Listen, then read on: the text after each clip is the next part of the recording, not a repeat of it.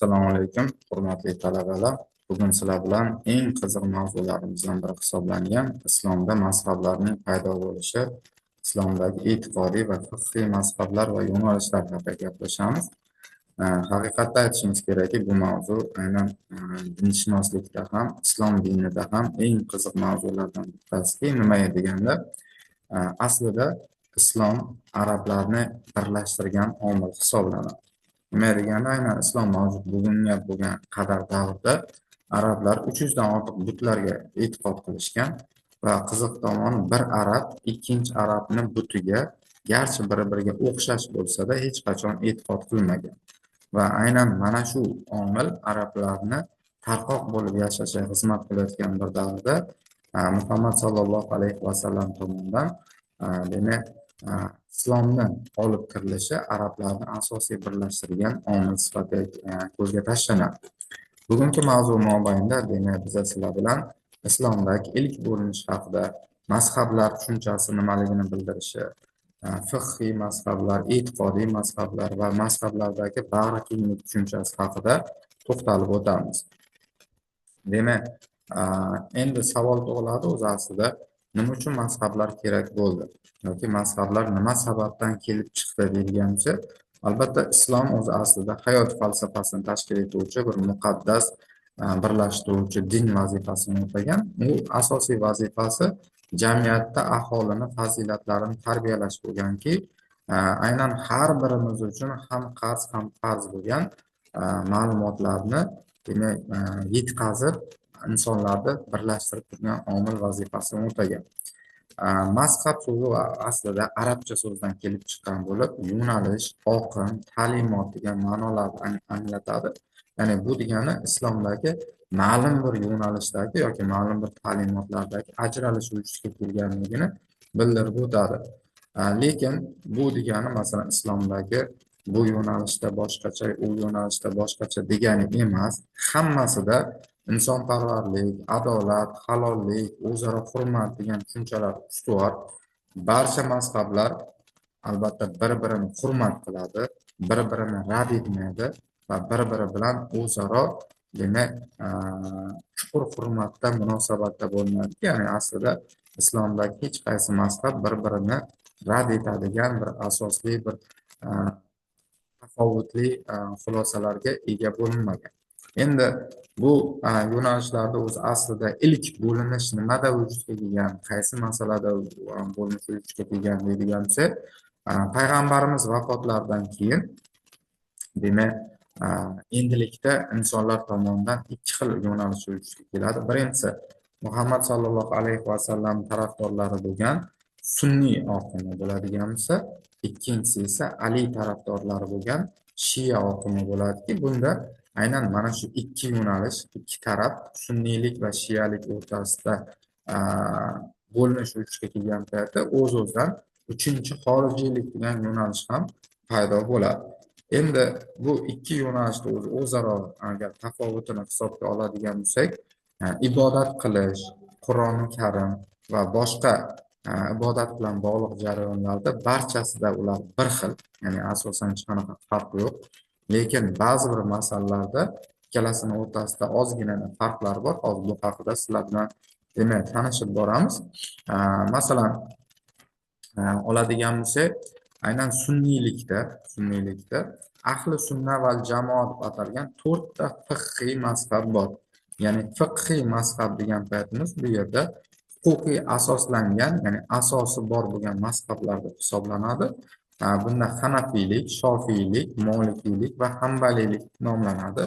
4 ta yo'nalish ham 4 ta inson ismidan olingan va bugungi kunda masalan dunyoda aynan musulmonlarni hisobini oladigan bo'lsa, deyarli 1,5 milliardga yaqinlashib qolingan va bu musulmonlarda 92,5%ni sunniylar tashkil etadi. Ya'ni sunniylar deganimiz aynan mana shu 4 ta mazhabni yo'nalishi hisoblangan sunniylik yo'nalishi tashkil etadiki, unda Hanafiylik 47%ni, Shofiylik 27%ni, Molikiylik 17%ni hamda Hambaliylik esa 1,5% tashkil etadi. Ya'ni Hambaliylik yo'nalishi u darajada ko'p odamlarni birlashtira olmagan. Shia yo'nalishida esa Ismoiliylik, Ibodiylik, Jafariylik, Zaydiylik kabi mazhablar borki, unda dunyoni 7,5% aholisini birlashtirib turadi. Shu nuqtai nazardan oladigan bo'lsa, albatta ularda ikkita aqidaviy ta'limot ham borki, bu Moturidiya hamda Ashariya deb ataladi. Aslida Shayx Muhammad Sodiq Muhammad Yusuf tomonidan aytilganda bu juda ko'p mayda-mayda yana kichik mazhablarga ham bo'linib ketganki, mazhablar o'zi aslida nimadan vujudga kelgan, ya'ni nima narsa bu narsa uchun asos bo'lgan deganda, Muhammad sallallohu alayhi vasallam demak vafot etayotgan paytlarda demak shunday bir holat vujudga keladiki, endilikda masalan payg'ambarimiz vafotlaridan keyin avvallari qandaydir bir diniy masalada tafovut vujudga keladigan bo'lsa, ya'ni qandaydir bir masalada ixtilof vujudga keladigan bo'lsa, payg'ambarimiz o'zlaridan borib so'rashganki, ya'ni mana shu masalada nima deysiz? Bu sahihmi yoki nosahihmi deyilgan paytda payg'ambarimiz uni sahih yoki nosahihligi haqida demak tasdiq berganlar yoki inkor berganlar. Shu nuqtai nazardan demak payg'ambarimiz vafotlaridan keyin u kishi bilan birga yurgan, u kishi bilan birgalikda turli xil mana shunday ixtilofli masalalarda qatnashgan, Qur'oni Karimdan, hadislardan yaxshi xabardor bo'lgan shaxslarni dunyoni demak turli tomonlariga jo'natilganki, ya'ni mana shu shaxslar agarda qandaydir bir masalada xuddi shunday ixtilof vujudga keladigan bo'lsa, demak payg'ambarimiz vafotlaridan keyin endilikda shu shaxslar mana shu masalada o'zlari hukm berganlar. Ya'ni bu degani qanday hukm berganlar desa, birinchidan ulardan so'ralganda siz qanday hukm berasiz deyilganda, birinchidan Qur'oni Karimga asoslanaman deydi. Agar Qur'oni Karimda ham bu masala bo'yicha javob bo'lmasa, hadislarga asoslanaman va payg'ambarimiz o'gitlariga quloq solib o'shalar bo'yicha fatvo yoki hukm beraman deyilgan. Agar unda ham bo'lmasa-chi deyilgan, unda o'zimni shu paytgacha egallagan ilmlarimga asoslangan holda shu yo'nalish bo'yicha berilgan qandaydir bir hukmlarga o'xshash bo'lgan hukm berishga harakat qilaman deyilgan. Va shu nuqtai nazardan demak mana shunaqa Hanafiylik, Shofiylik, Molikiylik va Hambaliylik degan demak mazhablar vujudga kelishiga sabab bo'lgan. Endi albatta mazhablarning ichida ko'rdikki, birinchi navbatda Hanafiylik mazhabiga nisbatan ko'proq odam demak qo'shilganini ko'rdik. Hanafiylik mazhabini o'z asoschisi Abu Hanifa Nu'mon ibn Sobit bo'ladiki, u 699-762 yillarda yashagan.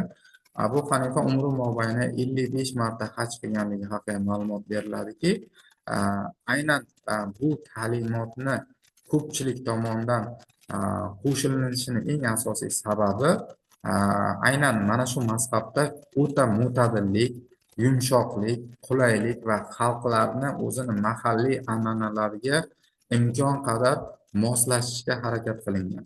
Va shu nuqtai nazardan ham aynan Hanafiylik mazhabi ko'pchilik tomonidan qulay qabul qilingan va bugungi kunda masalan Misr, Suriya, Livan, Iordaniya, Falastin, Bolqon, Kavkaz, Afg'oniston, Pokiston, Hindiston, Markaziy Osiyo, hattoki Xitoyda ham aynan mana shu mazhabda o'zlariga qulay hisoblanadi. Keyingi mazhabimiz Shofiylik bo'ladigan bo'lsa, Shofiylikka Muhammad ibn Idris ash-Shofiy tomonidan asos solingan. U kishi demak 717-820 yillarda yashab demak ijod qilganlar.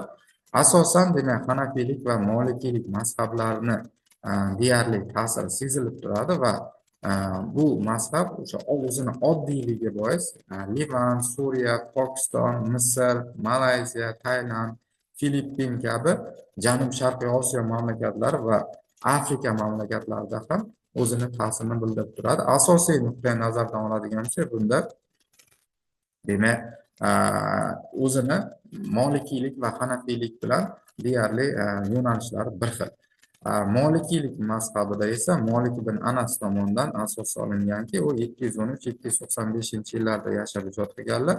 O'zlarining hayot tarzlari, an'analari, umuman Madinadagi olib borgan faoliyatlariga asoslangan holda demak Al-Muatto deb nomlangan ilk hadis to'plamlarini nashr ettirganlar va mana shu asar bo'yicha demak imkon qadar o'zlarining fikrlarini demak sharhlashga harakat qilganlar.